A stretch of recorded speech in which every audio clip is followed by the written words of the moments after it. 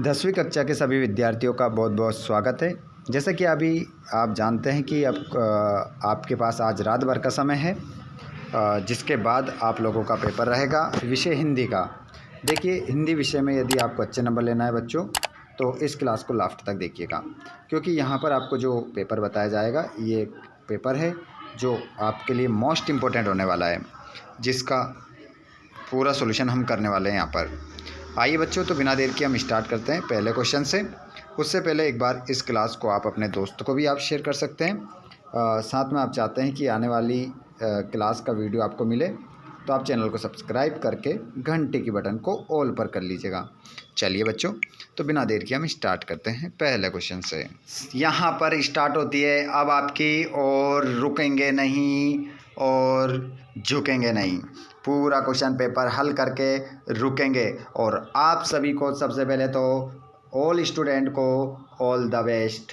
आप बहुत अच्छा करके आएँ और बहुत ही अच्छे आंसर लिख कर आएँ और बहुत ही अच्छे अंक प्राप्त करें। सभी को बहुत बहुत बधाई कि आज का पेपर आपका ईश्वर के आशीर्वाद से बहुत ही अच्छा जाएगा।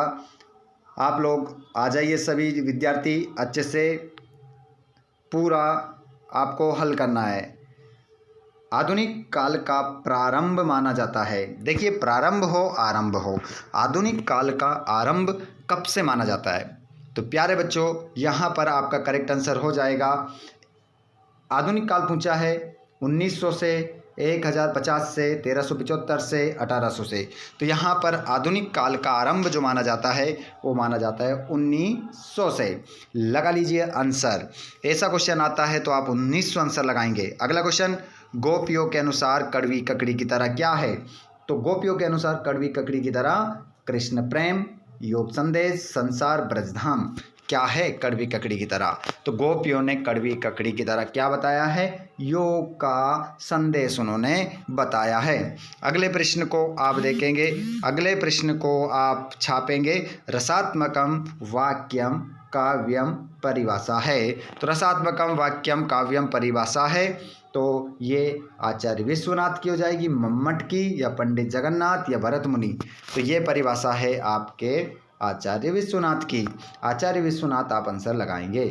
अगला क्वेश्चन, नेताजी का चश्मा पाठ की विधा है। तो नेताजी का जो चश्मा है वो पाठ की विधा हो जाएगी कहानी। कहानी हो जाएगी, व्यंग नहीं होगा, एकांकी नहीं होगी, नाटक भी नहीं होगा, कहानी ही आपका आंसर होगा। आगे चलते हैं बच्चों हम अगले क्वेश्चन की और। प्रश्न क्रमांक अगला है, जो शब्द क्रिया की विशेषता प्रकट करते हैं उन्हें क्या कहते हैं? तो जो शब्द क्रिया की क्या बता दे विशेषता, तो उसे हम क्या कह देंगे? विशेषण कह देंगे, क्रिया विशेषण कह देंगे, रीति विशेषण कह देंगे, या जाति विशेषण कह देंगे। तो यहाँ पर आपका आंसर हो जाएगा क्रिया विशेषण कह देंगे। अगला प्रश्न है, भोलानाथ के ललाट पर तिलक सुशोभित होता था। तो भोलानाथ के ललाट पर तिलक सुशोभित होता था, तो आंसर हो जाएगा भभूत का। भभूत आपका सही उत्तर होगा। अगले प्रश्न को देखेंगे आप, और यहाँ पर आपका क्वेश्चन आप देखेंगे, रिक्त स्थान के रूप में दूसरा, खाली स्थान। व्यक्ति अपनी प्रशंसा स्वयं नहीं करते, तो यहाँ पर आपका आंसर होगा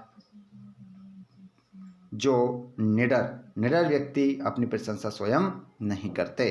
अगला प्रश्न है, नायक के जीवन की एक घटना का पूर्णता के साथ अंकन में किया जाता है। तो इसमें आपका आ जाएगा महाकाव्य। अगला प्रश्न है, काव्य की शोभा बढ़ाने वाले तत्वों को कहते हैं। तो काव्य की शोभा बढ़ाने वाले तत्वों को कहते हैं बच्चों। तो इसमें आपका जो करेक्ट आंसर होगा उसे अलंकार कहते हैं। सच्चे साधु की पहचान उसके से होती है। तो बताइए, सच्चे साधु की पहचान किस से होती है? भक्ति से होती है, पहनावे से होती है, या विचारों से होती है? सभी कमेंट बॉक्स में छाप दो जल्दी से। क्या होगा आंसर? इस प्रश्न का आंसर क्या होगा? तो आंसर आप लगाएंगे विचारों से होती है। खालिस्तान समास में प्रथम पद प्रधान एवं अव्यय का होता है। तो आंसर हो जाएगा अव्ययी भाव समास का। अव्ययी भाव समास एक ऐसा समास होता है जिसका पहला पद उपसर्ग का या फिर अव्यय का होता है तो अव्ययभाव समास आपका आंसर होगा। अगला प्रश्न है गंतोक का मतलब क्या होता है बच्चों।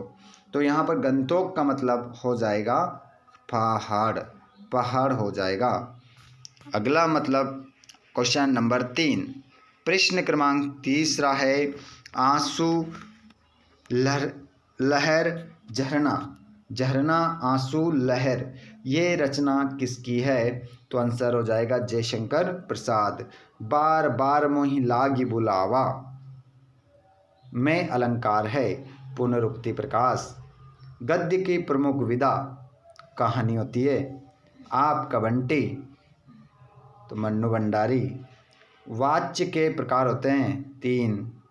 अरि ओ करुणा प्रभामयी, ये रचना किसकी है। अज्ञे, अज्ञे जी। अज्ञे जी का पूरा नाम क्या है ये मैं आप लोगों को बता देता हूँ।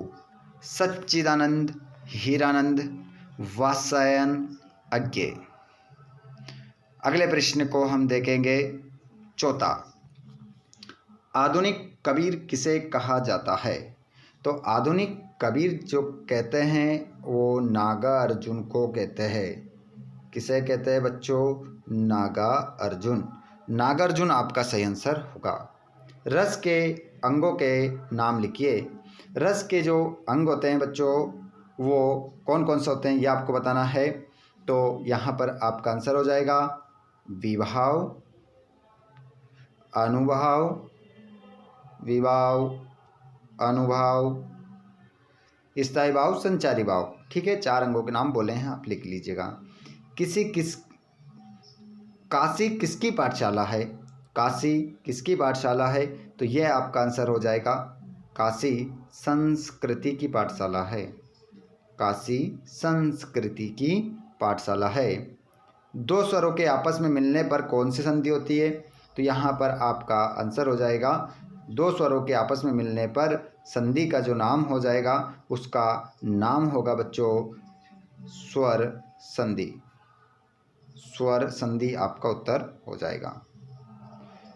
जो मीठी वाणी बोलता हो वाक्यांश के लिए एक शब्द है तो उसे हम बोलते हैं मृदुभाषी। मृदुभाषी।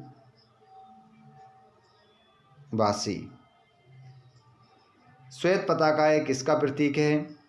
तो शांति की। शांति एवं अहिंसा। अहिंसा। फत्य हम देखते हैं यहाँ पर संगतकार कविता मुख्य गायक का साथ देने वाले संगतकार की भूमिका के महत्व पर लिखी गई है। तो इसका आंसर आपका सत्य हो जाएगा। पहला आंसर आपका सत्य।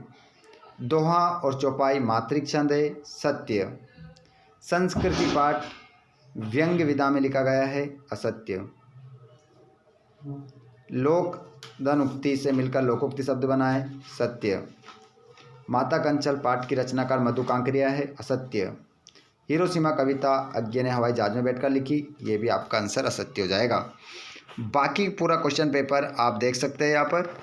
पूरा क्वेश्चन पेपर इन प्रश्नों के आंसर आपको देखने हैं तो हमारे द्वारा 4 सेट डाले गए थे, A, B, C और D। उसमें इन सभी प्रश्नों का आंसर है। उन सभी वीडियोस के लिंक डिस्क्रिप्शन में है, आप देख सकते हैं। डिस्क्रिप्शन में आपको वीडियोस मिल जाएंगे, ये पूरे आंसर आपको वहीं मिलेंगे। पूरा क्वेश्चन पेपर आप देख सकते हैं, बहुत ही ज़बरदस्त क्वेश्चन पेपर है ये।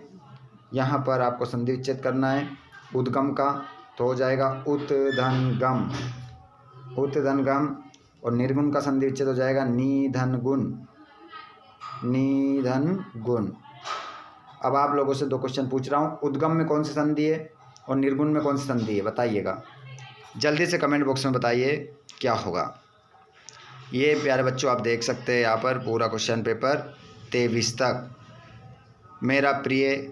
मेरे प्रिय शिक्षक विषय पर अनुच्छेद लिखना है और वार्षिक परीक्षा की तैयारी पर 2 मित्रों के बीच संवाद और अपठित गद्यांश देख सकते हैं आप। और यहाँ पर आपका प्राचार्य को बुक बैंक से पुस्तकें प्राप्त करने हेतु आवेदन पत्र और निबंध देख सकते हैं यहाँ पर रूपरेखा सहित।